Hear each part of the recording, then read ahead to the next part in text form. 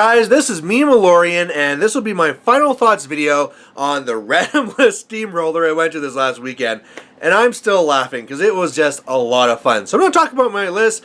I'm going to talk about how they did. I'm going to talk about how I did with my overall goal. And then just kind of like the process in general. So first of all, what were my lists? Well, list number one was Darius with Ace and Thunderhead and a Squire. Junior with a Hammersmith and Dynamo, Jakes with Firefly, minimum unit of Silverline, and then a Gun Mage, Captain Adept, and Maxwell Finn. And this one was a little bit weird. You know, there's lots of Jacks, but they're all with these different juniors, and I got Ace in there and stuff, and so definitely playing with some of the junior stuff showed me how it really had a lot of limitations. So for example, we're at the junior running the Hammersmith and the Dynamo. That combination didn't work well. I mean, if it was just say like on Dynamo, it could be okay because really Dynamo eats up a lot of your focus. So having just Dynamo, that's really all a junior can really fuel. And then adding the Hammersmith in there was just too much for him. So that portion didn't work. The Jakes and the Firefly, that actually was okay. You know, all of a sudden you got this Firefly with pretty decent defensive stats, and he can really do a lot of work for you, and also supporting the Thunderhead. That combination was awesome. Having the Firefly go up, do a little bit of damage, but now everything within 5 of it is +2 damage, and so in comes the Thunderhead, and boom! Pulses at POW 14, start shooting at POW 16, yeah! It does some pretty good work there. So that was awesome doing that part. Otherwise, you know, the Storm Silverline, you know, Storm Guard Silverline, however you want to call them, they were fine whatever, right? They weren't really good. They weren't really bad. You know, I'm sure going into it, trying to decide whether you want Silverline or regular Storm Guard is going to be more of kind of like, what do you want? And I can't remember, I'm just quickly checking to see if there is a points difference between them. So the Silverline are 16 points for a max unit, whereas a regular Storm Guard are 15. So I think given that, I'd rather go with just the regular Storm Guard because those Electro Leaps are a little bit bigger. You can use the Silverline to try and like attack and use a gun, and then all of a sudden that's going to increase your damage as well. But, I mean, let's be honest here, that's going to be very rare, and trying to work that jank is just going to make them a lot less effective overall. So, I think I could have gotten more out of it, but overall, I do think I like the Storm Guard a little bit better. But hey, if you're going all lightning like it's Nemo 3, they could do some interesting stuff for you. Otherwise, the other stuff in the list didn't really get to shine that much. I mean, that really was it. Of all the Jacks and those guys there, Finn didn't really have the infantry to go in and chew through, so I didn't get to really play with that. But yeah, you know, that list did okay. If I was to go back and make some changes, definitely be changing, you know, who was in what list where. But the whole structure of it, where, oh, you know, I got these juniors and these things stuff, it was okay. You know, they played one game, they won their one game. What more can I ask? As for the second list there, this is now Striker 3, who had a Stormclad, a Minuteman, a Centurion, a Hunter, and a Charger. And so that was a lot of Jacks on him, but it seemed to work out okay. You know, now that you get all those free focus, so I'm kind of getting like 5 free focus every turn, it's really all you need. I mean, the Hunter doesn't really normally need an extra focus. The Charger definitely wants one more, so there's one. You know, I gotta get my spells up right away, so there's a few more extra there. But the Minuteman can generally do his stuff without focus unless you really need him. And then the Stormclad and the Centurion, as long as you're like doing first one and then the other, you should be okay. And because I also had the Storm Blades in here, well, all of a sudden they're getting one free one just for being a Jack. Then I get another free one if I start by my Storm Blades. So really to max them out, I only need to give them one. So I got a lot of efficiency out of that, and so that Jack package was actually okay. You know, a little bit of shooty, a little bit of stabby, and then a little utility piece in the Minuteman. So that was actually kind of interesting. Overall, but for the rest of the stuff, the Rangers and the Stormcallers, yeah, Stormcallers are not what they used to be. It really is too bad. You know, they still have their place and they can still do some things, but it's not like before. So it's nice to have them as something cheap to throw up there and get in the way or jump on flags and stuff like that. But you really almost need something like the Rangers to make them effectively rat, 8, 10 if they're aiming. Then you can get a little bit more from them. But again, it's POW 10s. So you're not really getting a lot from that. Maybe if I also had like a Firefly and really worked this lightning stuff, but as it is, it used to be great before to grab a couple of Stormcallers and they could just zap something. And if nothing else, you zap a Jack and disrupt it, that's gone. Then you can now get a critical disrupt. And so I guess if you take a unit of 3, they can be like, zap, zap, zap, please, please, please. But I mean, if you don't get that one critical, it's kind of a waste. So, it's really kind of too bad. I think they're okay for the 5 points, but they're not the superstars they used to be. Otherwise, I did have also the Storm Blades with their UA, and they did fairly well. I feel I did some poor positioning with them, which is odd because normally I'm really good for positioning, but that's more for jamming. And it seemed like in this case here where I thought like, well, let's just throw them up there to get ready to charge, I didn't line that up very well. So I kind of liked Storm Blades before, but I never really took the UA. And now this is the first time I kind of really did it with the UA, and I kind of really like it. Especially with Striker 3 where they can become POW 18s.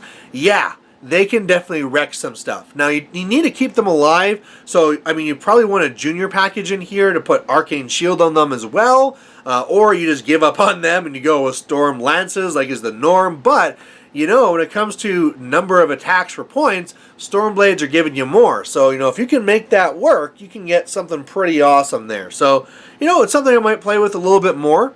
Otherwise, the Trencher Chain Gun crew, they were a big...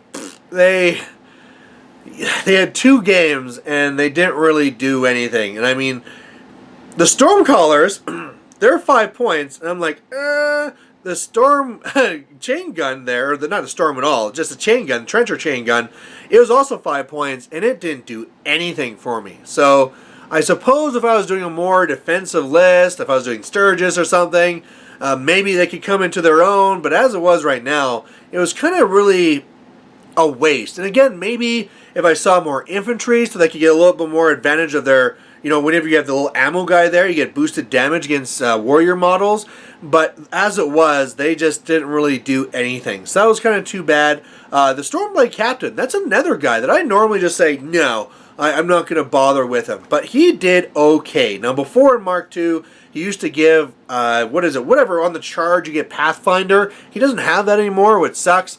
But he's still a solo that does some pretty good work on his own. He can stick by a Jack, make himself a 14-18 stats-wise, and then charging in there as a weapon master and doing some great things. And of course, like assault shot as you come in. He can really do okay. So, he's again another 5 points, and I'd say between these, unless you're playing Incursion and you want that whole Stormcaller go to the flag thing, I would have much rather had, it's not possible, but 3 Stormblade Captains instead of having the other stuff. But, again, it was good to play these things.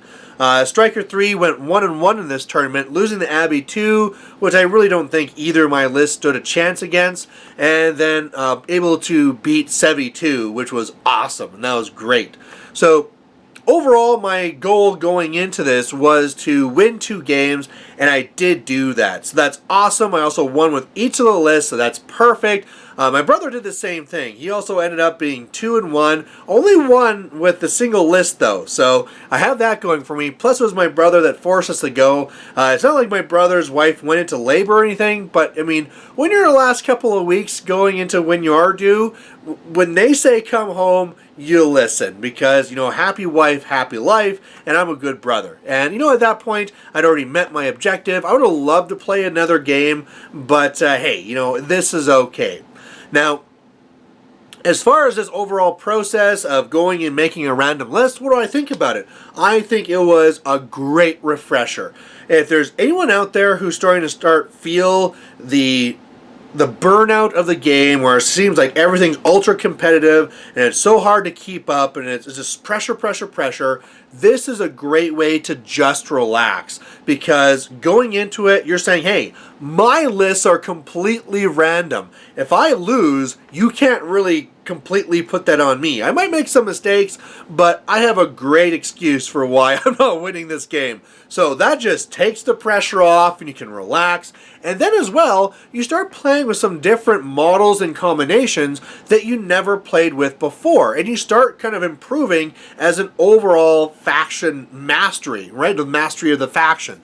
And I'd say, like, for a good example of this would be the best one, the number one out of all the things that I learned from this weekend here was that Thunderhead Firefly combo. I kind of like realized it was there, but didn't really give it a lot of thought, because like, it doesn't really matter. No, that is freaking awesome, and I'm going to try to put that in a few more things in the future. I have some ideas where I might want to do that with Cray, and that's going to get really crazy, but yeah, that did awesome. So really looking forward to that. Plus, if I start getting to that lightning stuff, I might go down the Nemo route, but we'll see what happens there.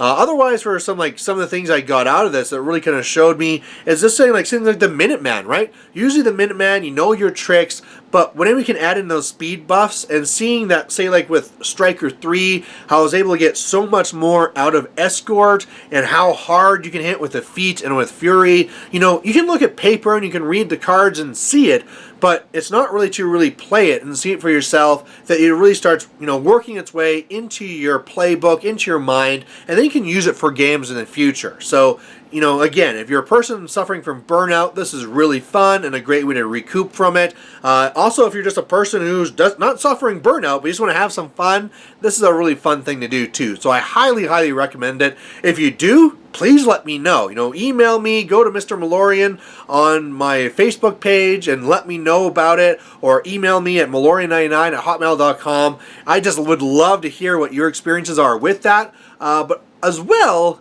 there was a little bit of the reverse as well. So in my second game, I played Cam and his Legion and Abby 2, and it was just boom, and I just got crushed, and it was nasty. And we still had fun. It's not like I came out of that like all down and upset and pissed off, right? We both knew what was going on here, but it's just one of the things like, oh, if I just had my Thuxus, if I just had my King 2, oh God, it was just knowing that if I had my normal competitive list, I could go after it. And so it's almost like, I had the burnout, and now I had a great way to rejuvenate that. And then from some of those games there where you did get really smushed, and you're like, oh, if I just had my best stuff, now, okay, you kind of want to come back and do it. So, I got my book of grudges, and Cam and his Abby 2 is in there, and, it's all fun and games, right? It's nothing serious, but definitely something where next tournament I am now pumped again to go out there and just try and really, go after it again and try and win some hardware or something like that.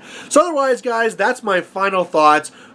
The list, the randomness worked out great. I loved the process that I did it with, learned some things, and I feel rejuvenated. Hopefully you guys also like the fact that I'm back making battle reports. So, with baby calming down, my own baby, things are actually able to go to tournaments and start doing regular gaming again, so that's going to be great. So expect seeing lots of regular battle reports again. And if you have any thoughts on the process, my list, or just anything, just post it down below and I'll get back to you. So there you go, guys. Thanks for watching, and we'll catch you later. Bye.